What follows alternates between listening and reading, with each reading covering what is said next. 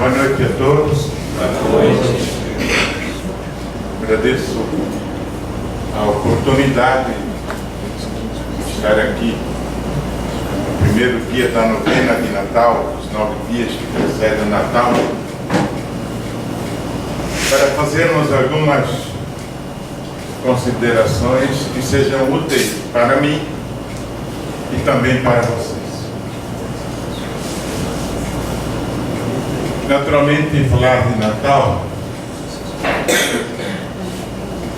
temos que lembrar a época em que Jesus nasceu. O povo hebreu, um povo bastante dividido entre si, era um povo triste, digamos, porque foi sempre um povo escravizado por outros povos. Os egípcios, os macedônios, os assírios, os romanos.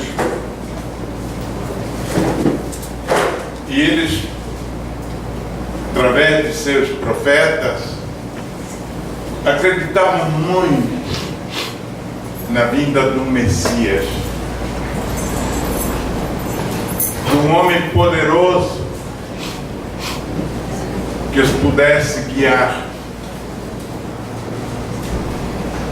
Mas viam esse Messias unicamente num plano material. Eles queriam um rei forte, um comandante poderoso que pudesse limpar a vergonha que estavam passando há anos e séculos de escravidão. Dizia o profeta Davi que uma virgem daria à luz a um filho, o qual seria chamado de Messias. Mas já naquela época, os hebreus diziam que a palavra alma não era bem virgem, era uma moça. E essa interpretação errada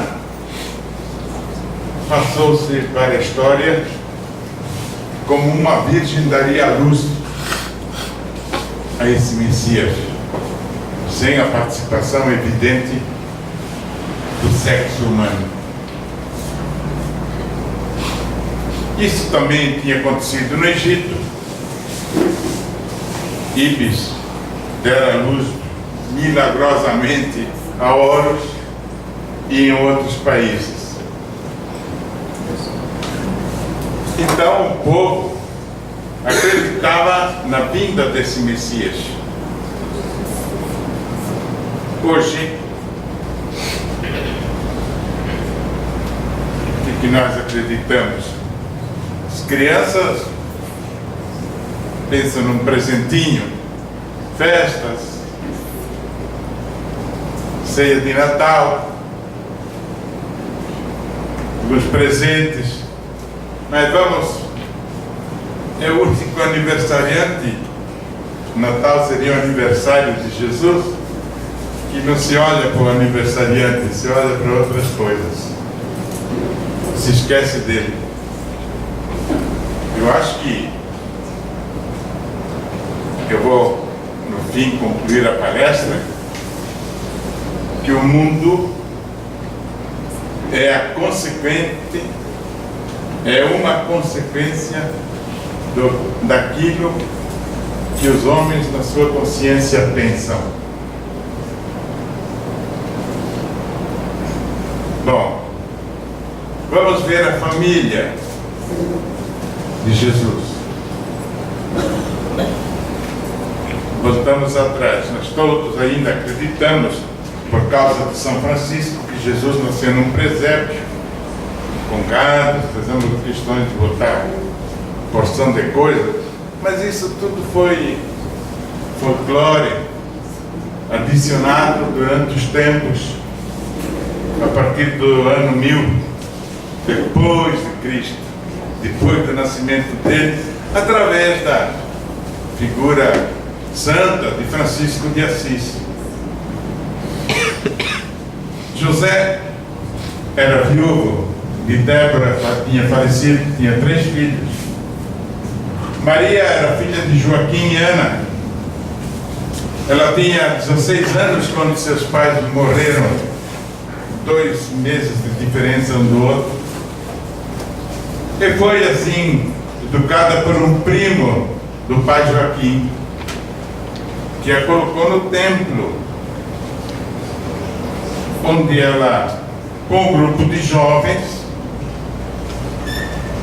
aprendia a cantar, a fazer os serviços que uma moça normal, uma moça temente a Deus, porque acreditava no judaísmo, afinal, acreditava no Javé, no Emmanuel, Deus conosco. Era uma jovem que aprendia as coisas comuns, simples da vida. Quando diz os evangelhos, recebeu o anúncio, nós falamos de um anjo, de um espírito iluminado, que ela devia conceber o futuro Messias Jesus. E ela, segundo alguns livros sérios, ela era um médium poderoso, Maria. E ela perguntou: mas como isso é possível se eu não conheço nenhum varão? Não tem problema, diz o anjo. Maria conheceu José, pai de 3 filhos, e que é o pai, José, o pai do menino Jesus, do corpo daquele que devia receber o Espírito de Jesus. Afinal, só ler os evangelhos, acredito que aqui não esteja fazendo nenhuma surpresa a ninguém, basta ler os evangelhos, que a própria Igreja Católica adota, que os evangélicos adotam, que Jesus tinha irmãos.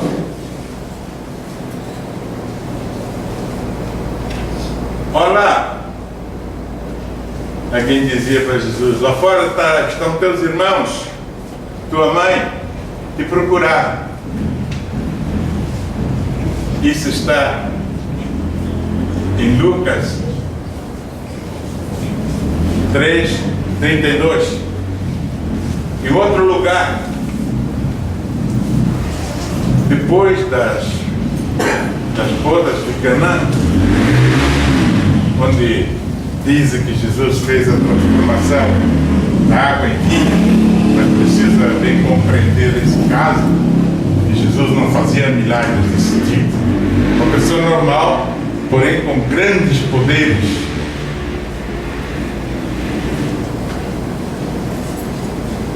Diz o evangelista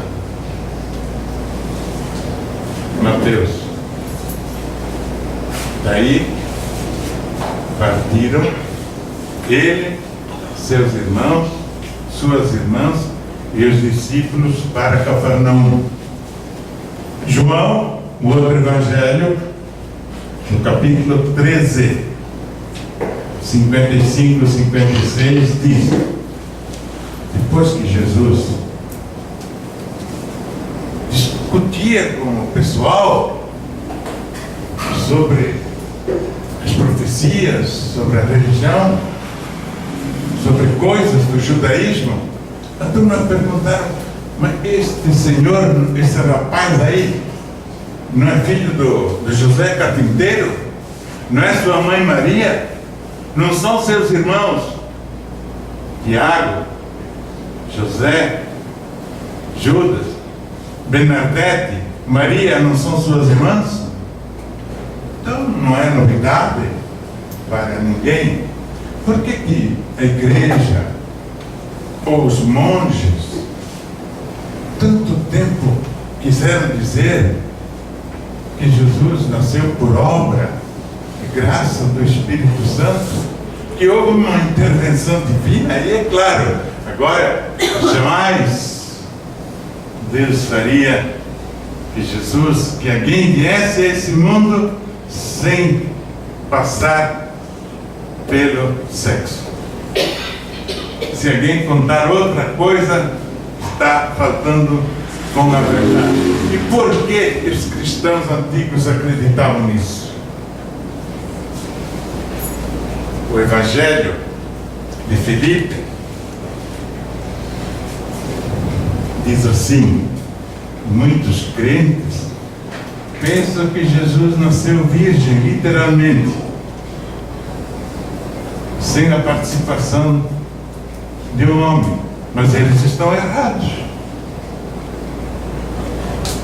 Quem procurar o Evangelho de Filipe no computador vai encontrar essa passagem que eu estou falando para vocês. Deus não iria desprezar aquilo que Ele criou, e muito bem feito. Para ingressar, para ser terrícola, tem que nascer de um homem e de uma mulher. Deu-nos o exemplo, e não podia ser diferente.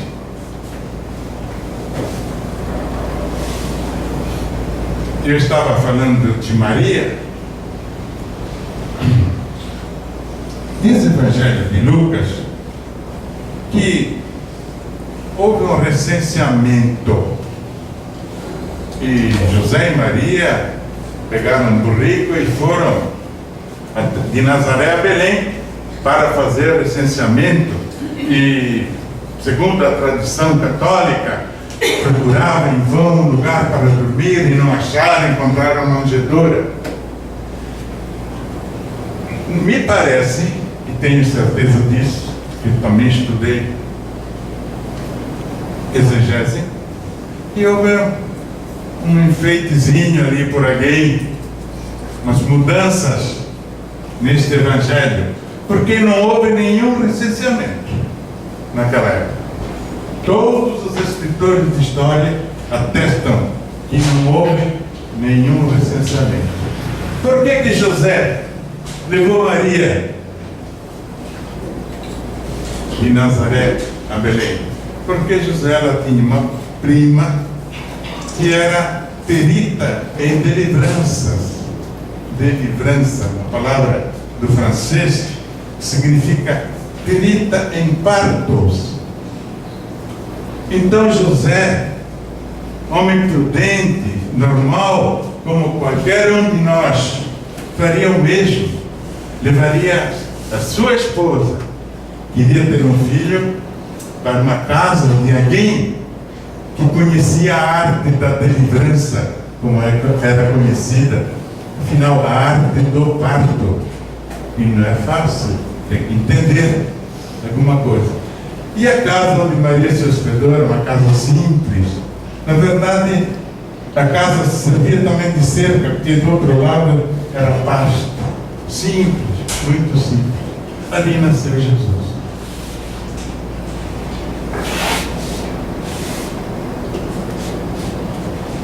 Dizem os evangelhos que uma estrela orientou os reis magos a chegarem até Jesus. Mas naquela época todo mundo acreditava que as estrelas fossem pontos fixos no céu. E Allan Kardec e outros eram um espírito de luz, espírito protetor, que levavam as pessoas de bem para o local onde Jesus nasceram. O que nós podemos tirar desta conclusão? Que conclusão podemos tirar destas poucas palavras que eu falei aqui para vocês do nascimento de Jesus? Como qualquer um de nós, como pessoa simples, humilde, pobre. Uma conclusão que ele quis ser igual ao de nós. Quis nascer pelo sexo como nós nascemos. E como qualquer terrícola nasce. E qualquer outra coisa, qualquer outra explicação é fantasias atribuídas a Buda, a Krishna, e a Igreja Católica também atribuiu a Jesus, mas que devia recuar. Mas recuar é sempre difícil. Sempre é um ponto difícil. Lembrem do Padre Cícero. Ele foi condenado pela Igreja em 1889. Uma data muito cara para nós brasileiros. Foi excomungado. Era padre, ficou 30 anos sem poder rezar missa. E agora, estava errado. Por que recuar? Porque tem uma multidão de fiéis que está ao lado do Padre Cícero. Tem uma porção de gente que gosta do Padre Cícero, que sabe que o Padre Cícero era uma pessoa do bem. E agora até se fala em possível canonização. A Igreja sempre tem duas faces, uma humana e a outra divina.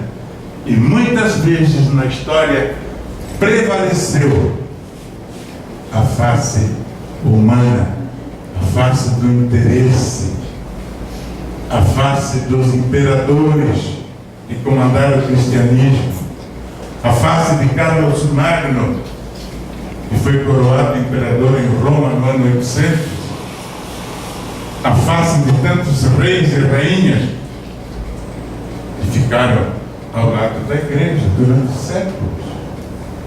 Não estou aqui criticando o catolicismo, pelo contrário, eu tenho que respeitar, porque eu também fui educado por eles. Mas tem que se chegar a um ponto, como o padre François Brunner, escritor francês atual vivo, abertamente temos que voltar atrás de muitas coisas. Temos que reaprender uma nova lição que foi mal interpretada durante o tempo.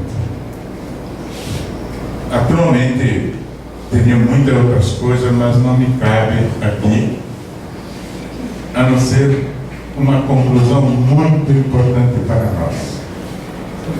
Jesus é o Messias.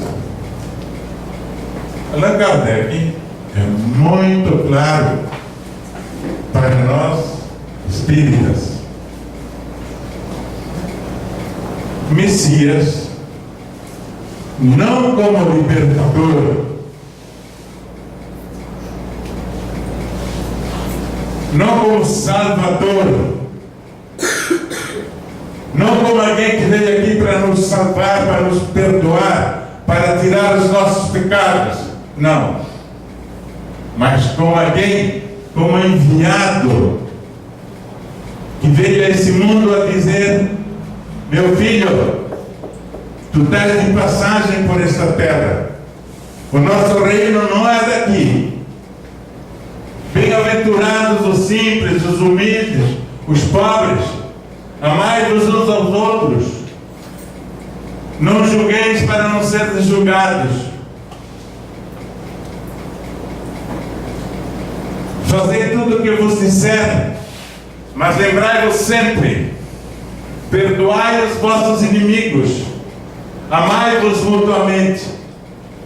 Este é a função do Messias dentro do Espiritismo. Na Revista Espírita de 1868, Allan Kardec é claro: Jesus não veio para nos salvar. Quem deve se salvar é eu, é você, é fazer o teu dever através da lei de causa e efeito. Ele veio apenas nos ensinar o caminho. Porque o mundo em que nós vivemos hoje é resultante da nossa consciência. O mundo que este país está vivendo é o resultado de uma consciência coletiva, talvez com mais peso para um ou para outro, mas não são aqueles que são só os culpados. E às vezes é eu, é você, que nós podemos ser elementos de mudança. Por isso Jesus é o Messias, ou seja, o enviado, aquele que veio nos preparar os caminhos para nós chegarmos a uma vida eterna feliz.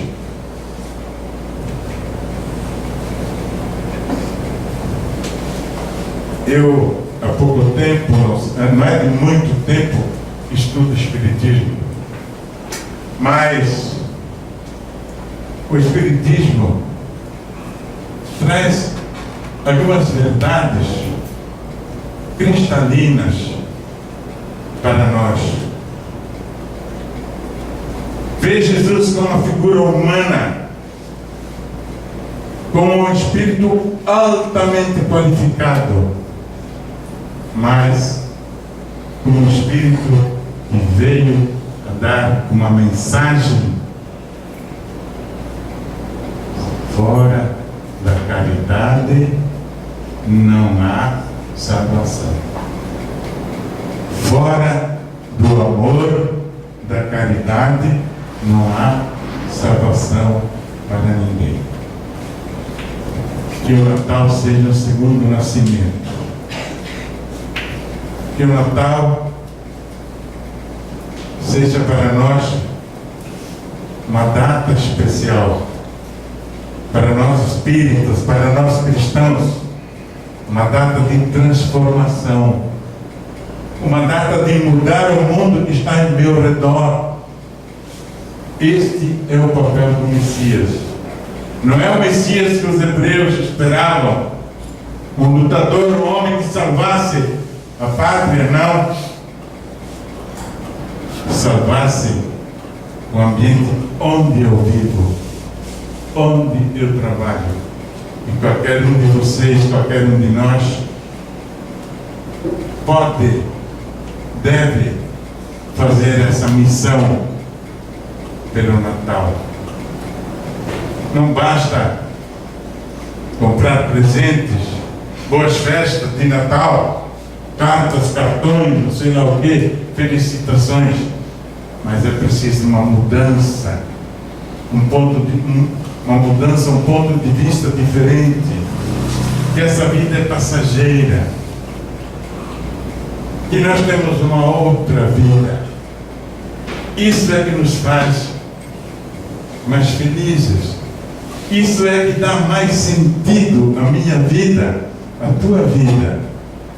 Que nós temos um corpo espiritual que, como Jesus ressuscitou, não vamos esperar o fim dos tempos para ressurgir com carne.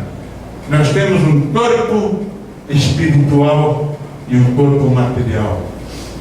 Nós vamos ressuscitar no dia da nossa morte. Apesar, talvez, muitos estarem chorando em nosso redor, nós estaremos vivendo uma outra realidade. Segundo o que eu tenho lido, tomara que seja muito melhor do que essa que nós estamos vivendo aqui. Só que ninguém quer ir porque tem medo, né? E é bom se cuidar. É bom cuidar da sua saúde. É bom cuidar das coisas da nossa natureza, da nossa terra. Educar as crianças para recolher o lixo. muita coisa ruim, nada sujas. Costumamos fazer natais bonitos, com presépios, com pinheirinho. Recolher o lixo da rua é tão importante como fazer pinheirinho dentro de casa. Educar uma criança a ser responsável nisso. O mundo é o resultante do meu trabalho. Do trabalho que para mim foi me ensinado. Espero procurar cumpri-lo pelo Messias que veio pregar.